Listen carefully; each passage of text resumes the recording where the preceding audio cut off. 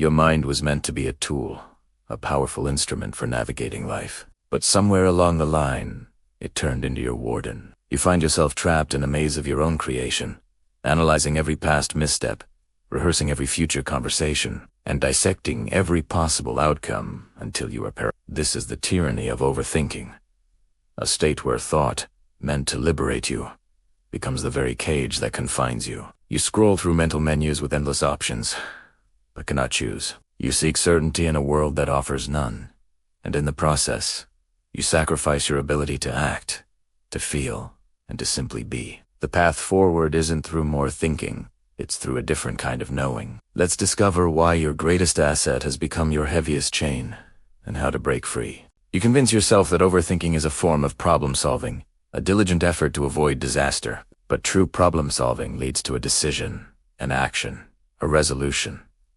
Overthinking leads only to more thinking. It is a hamster wheel, disguised as a staircase. You believe that by replaying a scenario for the 100th time, you will stumble upon the perfect insight that guarantees safety and success.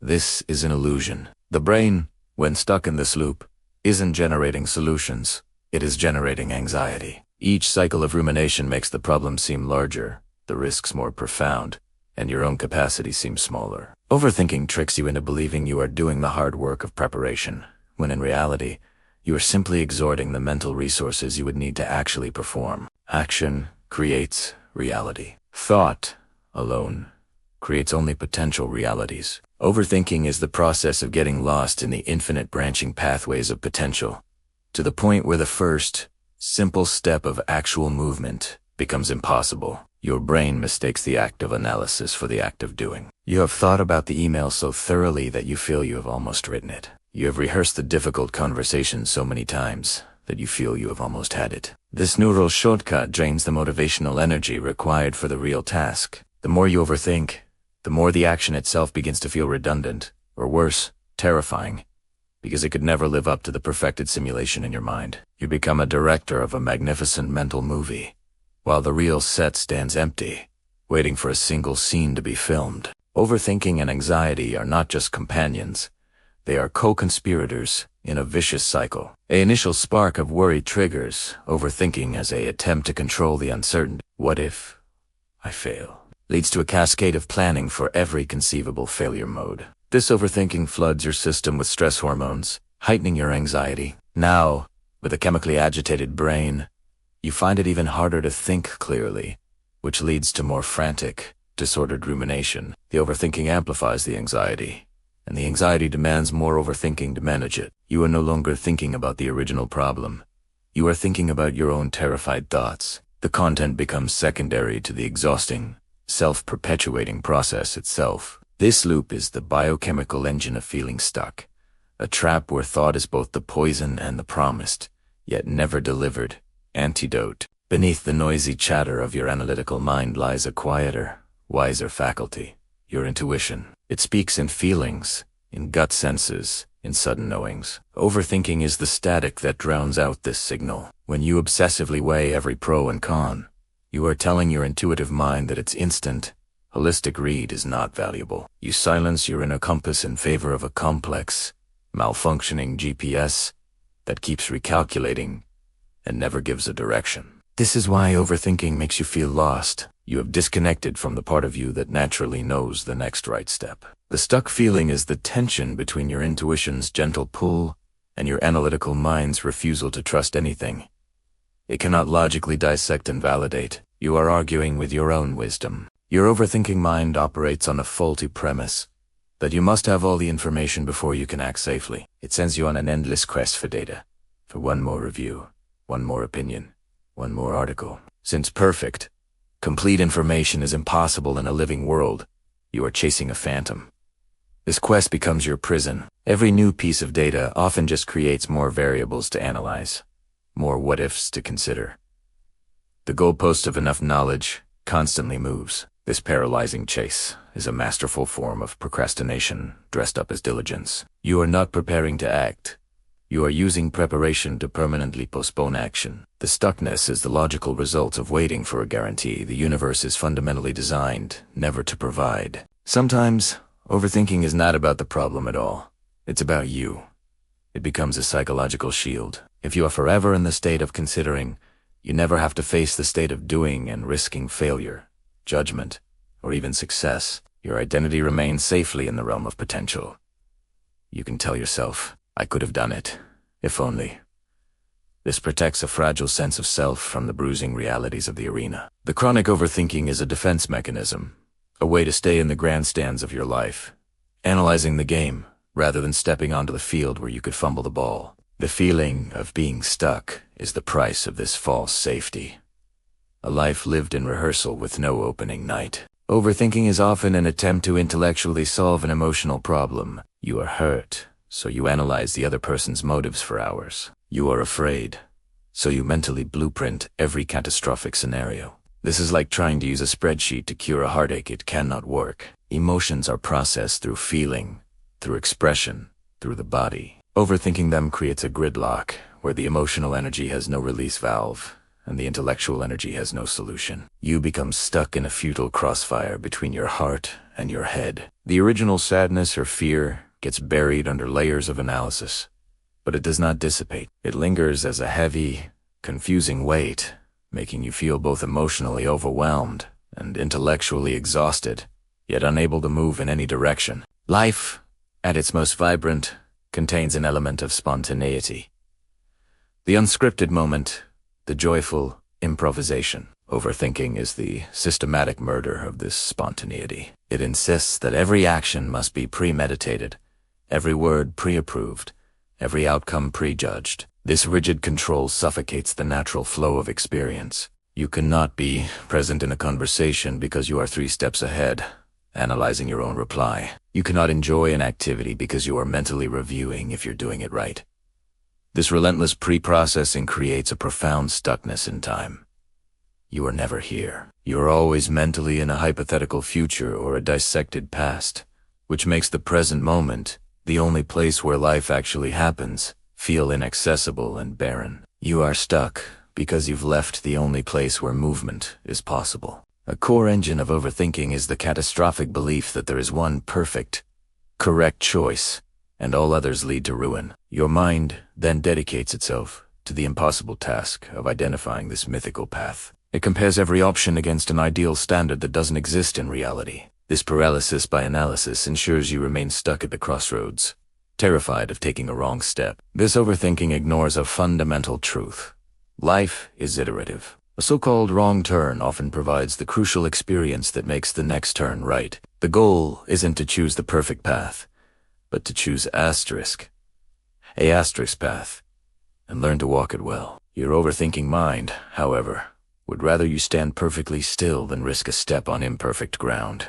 Think of your mental energy as a finite battery. Overthinking is the most power-intensive app running on your system, and it never closes. The constant churn of rumination, rehearsal, and analysis drains this battery completely, leaving no energy for the very actions you're thinking about. This is why you feel both wired and tired, mentally frantic yet physically inert. The stuck feeling is, in part, sheer cognitive fatigue. You've spent your entire psychic budget on planning and worrying, with nothing left in reserve for execution. Your mind is like a car with the engine screaming in neutral, burning fuel, going nowhere, and wondering why it can't seem to move forward. The exhaustion is not a side effect of overthinking. It is the primary mechanism of the trap. You are not a floating brain. You are an embodied being. Your body holds intelligence, sensing danger through tension and opportunity through energized attraction. Chronic overthinking severs this mind-body connection. You become trapped above the neck, ignoring the gut feeling, the clenched jaw, the lightness in your chest. That stuck sensation isn't just mental.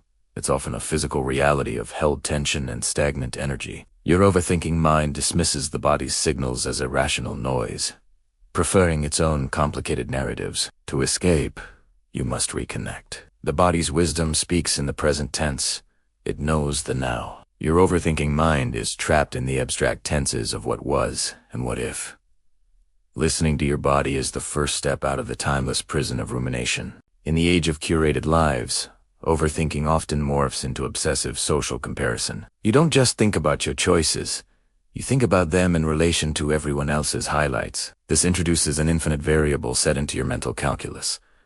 Should I take this job? But look where they are. So immobile, but their life looks so perfect there.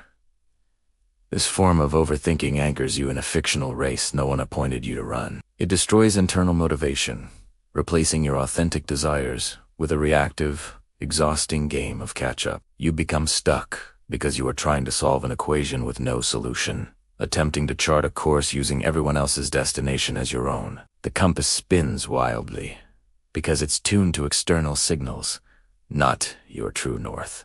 At its deepest level, overthinking is a rebellion against the fundamental nature of existence, which is uncertainty. Your mind, in a state of anxiety, attempts to think its way into total control. It believes if it can just anticipate every variable, it can eliminate risk. This is a war against chaos you cannot win. The more you overthink, the more you realize how many variables are truly outside your control, which only heightens the anxiety and intensifies the rumination. The feeling of being stuck is the exhaustion of fighting this unwinnable war. You are stuck because you are trying to force the fluid, unpredictable river of life to flow in a straight, concrete channel of your design. The river does not comply, and you are left standing on the bank, mentally exhausted, wondering why it won't obey your plans. Sometimes, the relentless noise of overthinking serves a very specific purpose. It's a loud radio played to drown out a quieter, more painful sound. That sound could be grief,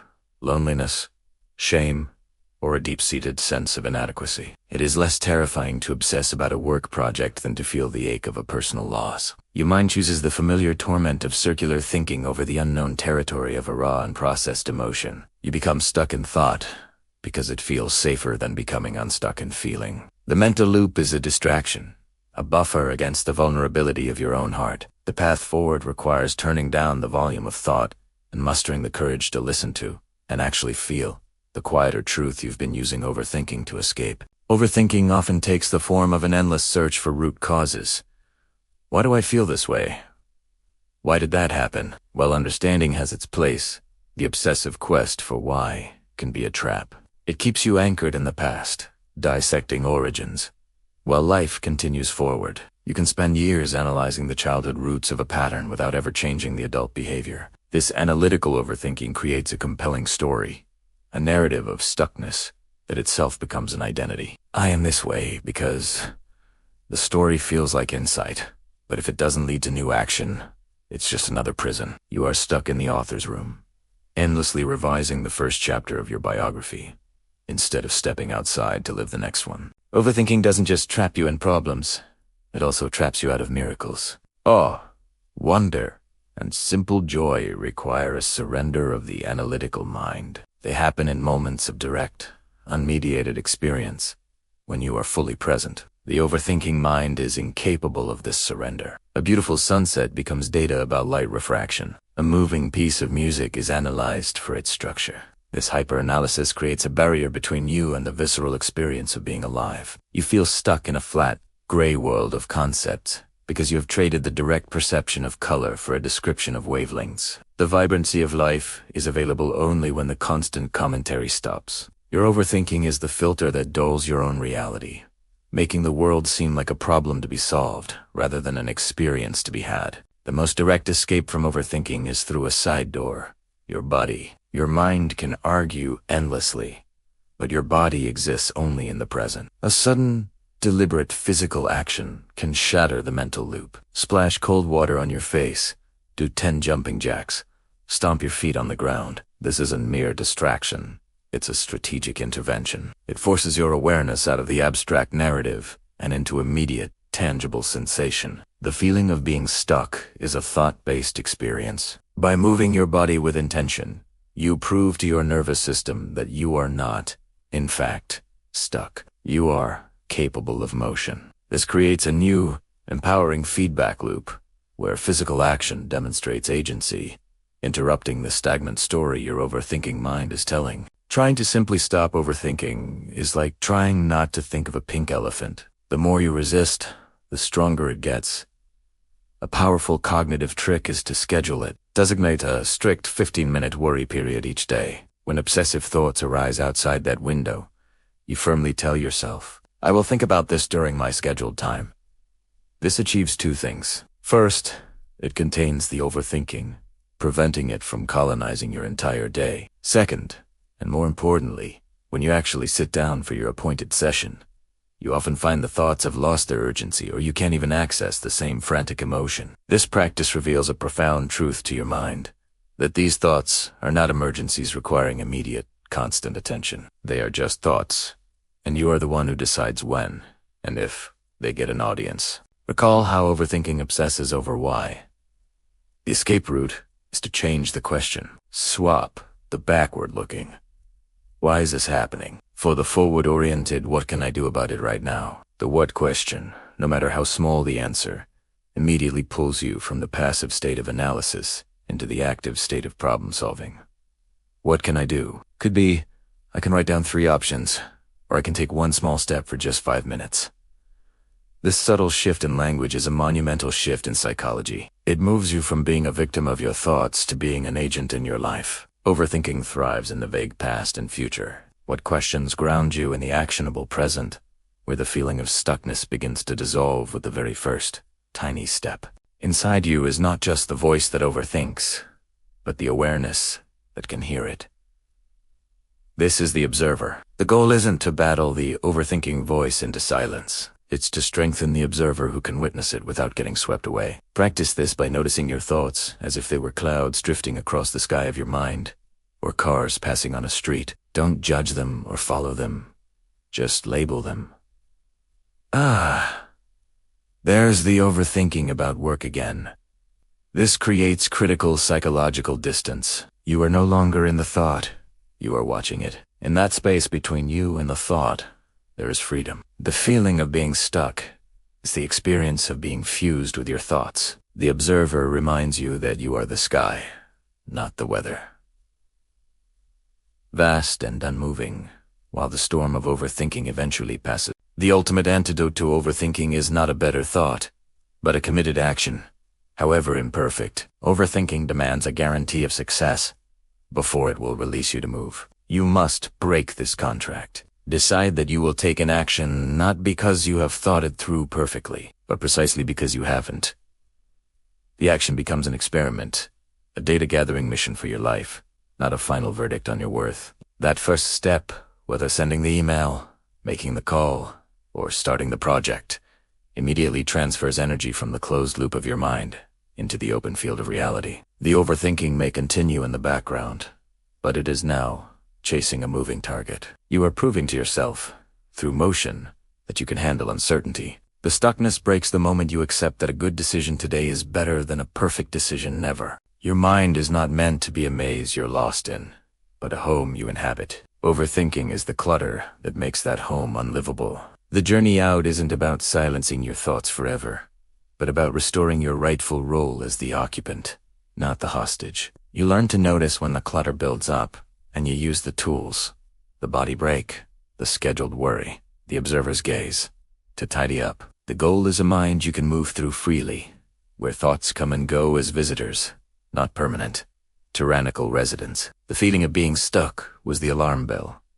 Now you know how to answer it. You are not You are the one who chooses, moment by moment, to step out of the endless analysis and into the simple, profound, and liberating act of living. The prison of overthinking is a paradox, built and guarded by the very mind it confines. Your relentless analysis was never a path to freedom, but the architecture of the cage itself. The feeling of being stuck was the friction of fighting an unwinnable war against uncertainty with the wrong weapon. True escape lies not in better thoughts, but in a different relationship with thought altogether. You are not your thinking. You are the awareness that can choose to engage with it or not. By grounding yourself in your body, shifting your questions, and daring to act imperfectly, you dismantle the illusion that more thinking leads to more control. You reclaim the vitality spent on mental churn. The door out was never locked by the world. It was only ever held shut by your own belief that you had to solve the puzzle before you could leave. Step through.